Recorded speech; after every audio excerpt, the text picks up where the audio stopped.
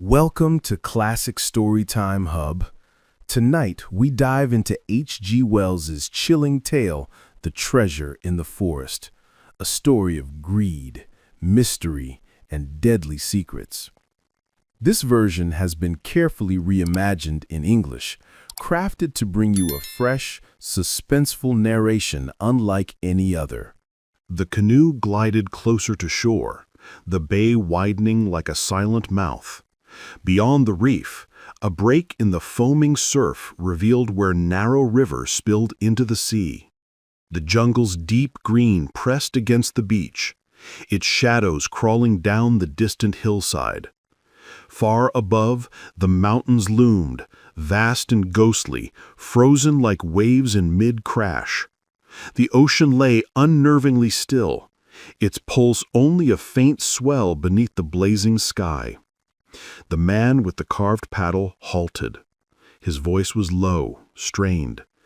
"It should be here, somewhere." He rested the paddle, arms stretched forward as if measuring the horizon. At the bow, the second man leaned over a sheet of yellowed paper spread across his knee. His lips were cracked, his tone hushed. "Come look at this, Evans." Evans shuffled along the canoe, balancing against its sway, until he peered over his companion's shoulder. The paper was no ordinary chart. It was a battered relic, creased and splitting at the folds, its faded pencil lines barely clinging to the page. Yet the outline of the bay was still visible. "Here's the reef, and here the gap," Evans muttered, tracing the marks with a grimy thumbnail. "This twisting line is the river. God, I could use a drink. And this star, that's the place." The other man tapped the dotted line. "See? It runs straight from the reef's opening to a cluster of palms. The star lies exactly where it cuts the river. We'll mark it as we enter the lagoon." Evans frowned, eyes narrowing. "Strange, these little marks down here. Looks like the plan of a building, maybe. But all these dashes, scattered this way and that, I can't make sense of them. And the writing?" "Chinese," came the reply. "Of course, he was Chinese," Evans said darkly. "They all were," his companion answered. For a long moment, the two men sat in silence, staring at the land as the canoe drifted. The air was heavy, the jungle watching. Finally, Evans turned toward the paddle. "Your turn now, Hooker," he said. Hooker folded the fragile map with deliberate care, slipped it into his pocket, and moved past Evans to take the paddle. His strokes were slow, heavy, like a man drained of strength, each movement a struggle against exhaustion. Evans sat half-dazed, his eyes narrowing against the glare. The coral reef crept closer, frothing white against the still sea. Above, the sky blazed like a furnace, the sun merciless at its zenith. Yet so near to the treasure, Evans felt no triumph, only weariness. The feverish chase for the plan, the desperate night voyage in their empty canoe, had stripped him of all exhilaration. His thoughts refused to linger on the promised ingots of gold. Instead, they returned again and again to the vision of cool river water, the torment of his parched lips, the dryness clawing at his throat. The sea's rhythm lulled him, the wash against the reef, the drip of the paddle between strokes. Slowly, his mind slipped into a haze. Dream and memory tangled together. He was back on that moonlit night when he and Hooker had uncovered the Chinaman's secret. He saw the silvered trees, the flicker of a small fire, and the three shadowed figures, faces half lit by moonlight, half glowing from the flames. Their voices rose in broken pidgin English, fragments drifting through the night. A story emerged, a Spanish galleon from the Philippines wrecked and abandoned, its treasure buried against the hope of return. A crew wasted by disease, torn by quarrels, vanishing into the sea with no trace. Then Chang He, only a year ago, stumbling upon the ingots hidden for 2 centuries. Alone he deserted his ship, reburied the treasure with endless toil, and guarded the secret fiercely. Safety was his obsession. The dream dissolved, the map fluttered, the voices faded, and Evans drifted deeper into uneasy sleep. A tale fit for two stranded men, wastrels chasing shadows of fortune. Evans' dream twisted into a nightmare. He felt Chang He's pigtail clenched in his fist.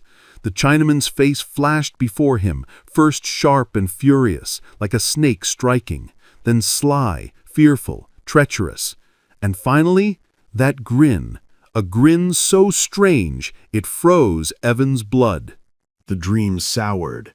Chang He gibbered, threatening him, blocking his path to endless heaps of gold.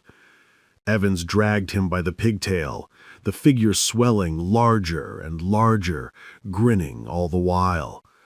Suddenly, the glittering treasure warped into a roaring furnace. A monstrous devil, Chang He's likeness twisted with a black tail, shoved burning coals into Evans' mouth. His lips seared, his throat aflame. Another voice thundered his name. "Evans! Evans! You fool! Wake!" Or was it Hooker? He jolted awake. The canoe had drifted into the lagoon's mouth. "There! 3 palms. Line them with that clump of bushes," Hooker muttered. "Strike straight from there to the stream, and we'll find it." The sight of the river mouth revived Evans. His thirst clawed at him. "Hurry, man, or I'll drink the sea itself." He gnawed his hand, eyes locked on the shimmer of silver water winding through rocks and tangled green. Suddenly, he snapped. "Give me the paddle." His voice was fierce, desperate.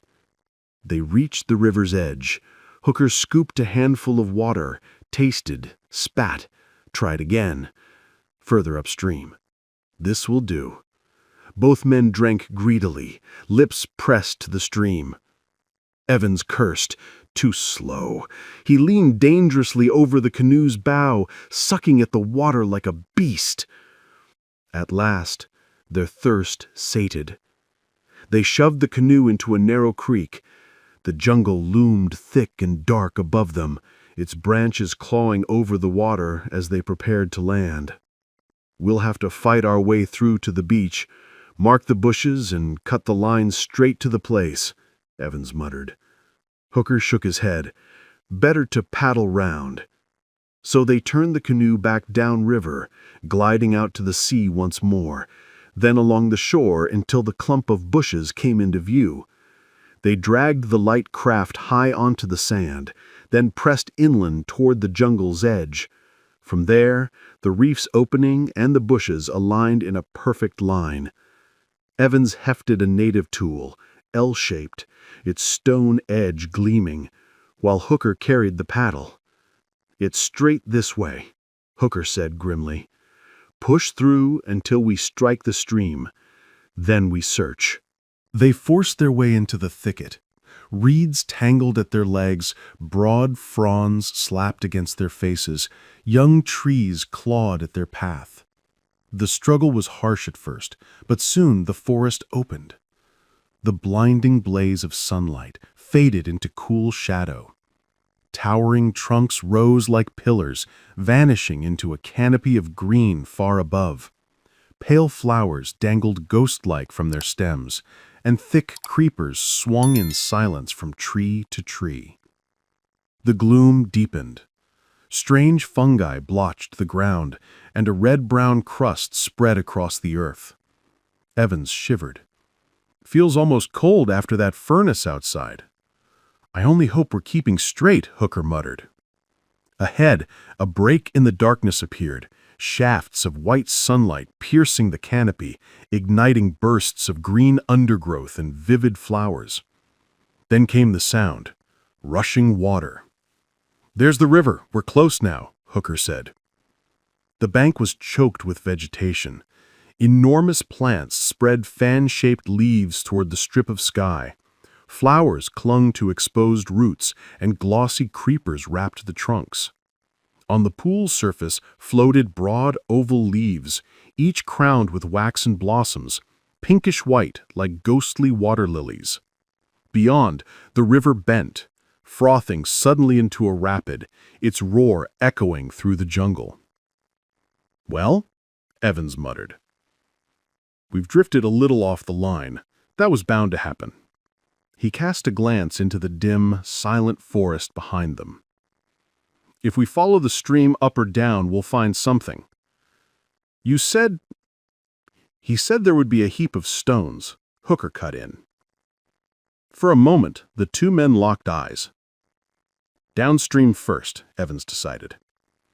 They moved cautiously, scanning the shadows. Then Evans froze. "What in hell is that?" Hooker followed his gaze. "Something blue." As they crested a gentle rise, the shape revealed itself. Hooker quickened his pace, knuckles whitening around the tool he carried.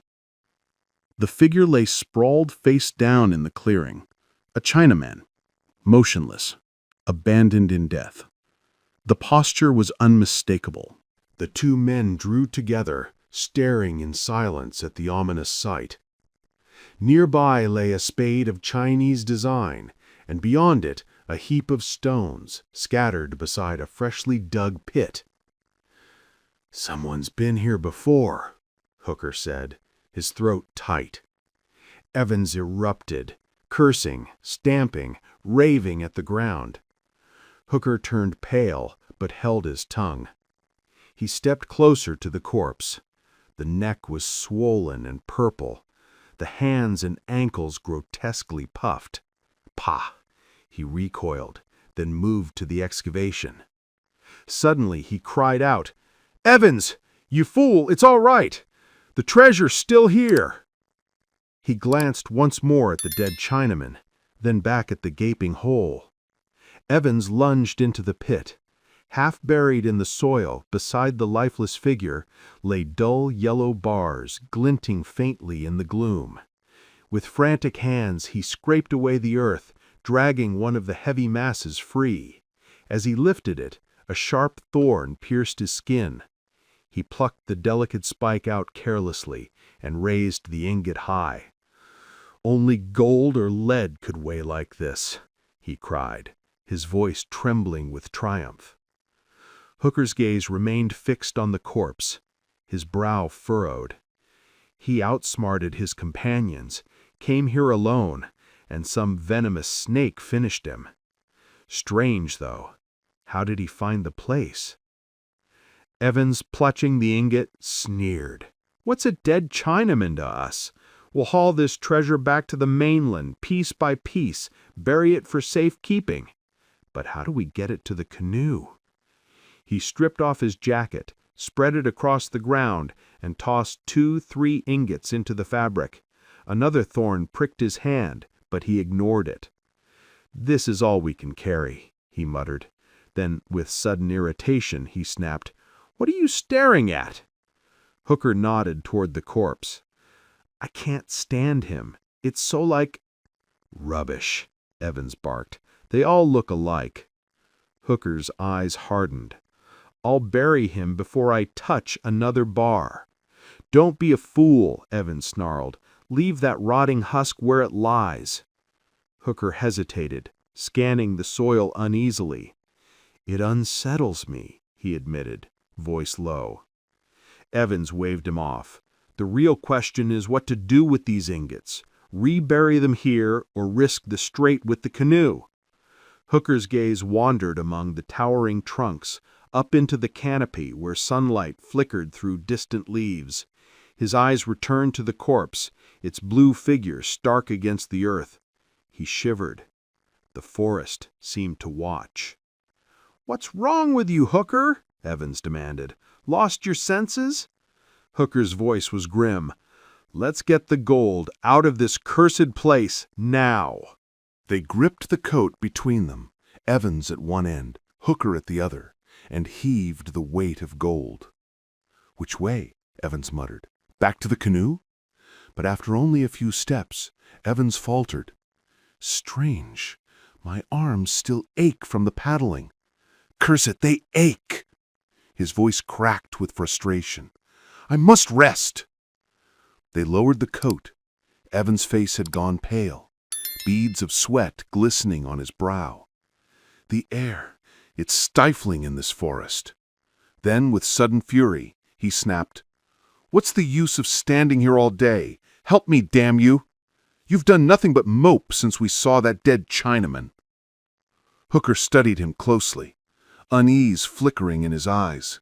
He lifted the coat again, and together they trudged forward in silence. Evan's breathing grew heavy, ragged.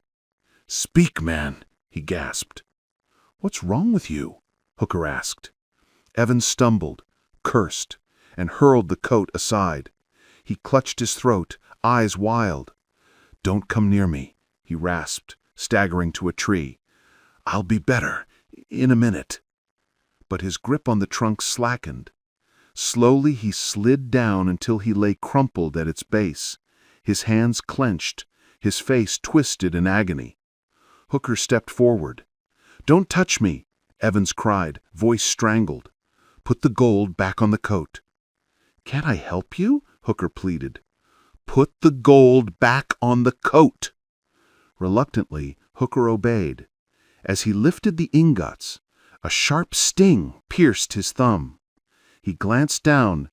There, embedded in his flesh, was a slender thorn, 2 inches long. Evans gave a strangled cry and collapsed, writhing. Hooker's jaw slackened. His eyes widened in horror as he stared at the thorn, then at Evans, whose body convulsed violently, back arching and twisting in spasms. The treasure was poisoned. Hooker's eyes drifted through the pillars of trees, past the tangled web of creepers to where the blue-clad body of the Chinaman lay half hidden in shadow. The memory of the strange marks on the map flashed back, and suddenly he understood. God help me, he whispered. The thorns were the same as those poisoned by the Dayaks, the kind fired from their deadly blowpipes. Now Chang He's promise of safety made sense. Now that grin burned in his mind with terrible clarity. Evans, he cried. But Evans lay silent, his body twitching in grotesque spasms, the forest heavy with a suffocating stillness. Hooker bent over his hand, sucking desperately at the tiny pink wound, fighting for life. But soon a dull ache spread through his arms and shoulders, his fingers stiffening, refusing to bend. He knew then sucking was useless. He stopped abruptly. Lowering himself beside the pile of gold, he rested his chin on his hands, elbows on his knees, and stared at Evan's distorted body, still jerking in its death throes. Chang He's grin haunted him, mocking, triumphant. The pain crept upward, tightening around his throat, growing heavier with each breath. Above, the canopy stirred with a faint breeze. White petals drifted down through the gloom, falling gently over the poisoned treasure, the dying men, and the silence of the forest. And thus the story ended. If you liked this journey into the worlds of classic literature, do not forget to support us by subscribing so we can tell you more. And hey, if there's a classic tale you'd love to hear told in this suspenseful style, drop its name in the comments below.